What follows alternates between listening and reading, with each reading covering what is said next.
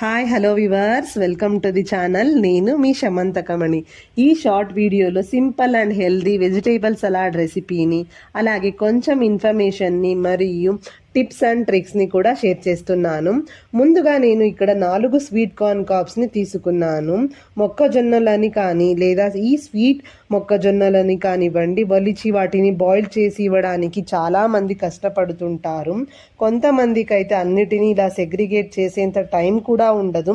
అలాంటప్పుడు either normal corn కానీ లేదా స్వీట్ కార్న్ కానీ వాటిని ఇలా ఒక కార్న్ కాబ్ని తీసుకుని 3 పీసెస్గా చేతితోనైనా విరవండి లేదా నైఫ్తో అయినా కట్ చేసి కుక్కర్లోకి వేసుకోండి.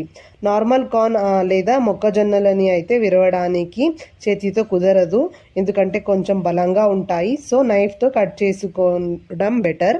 మనకి ఎన్ని కావాలో అన్నిటినీ ఇలా విరిచి కుక్కర్లోకి వేసుకున్న తర్వాత అవి అన్నీ మునిగేంత వరకు నీళ్లు పోసి కుక్కర్ లిడ్ మూసి స్టవ్ మీద పెట్టండి.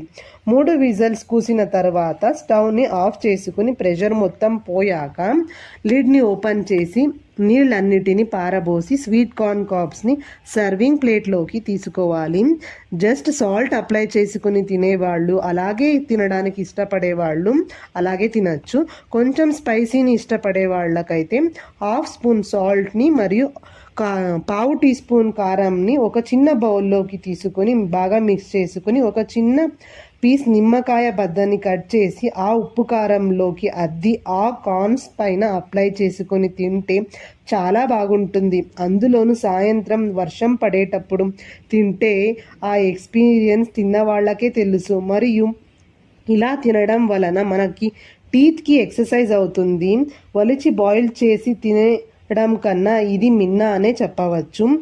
ఇక సలాడ్ మరియు మరింత ఇన్ఫర్మేషన్ని నెక్స్ట్ షార్ట్ వీడియోలో అప్లోడ్ చేస్తాను. Have a good day.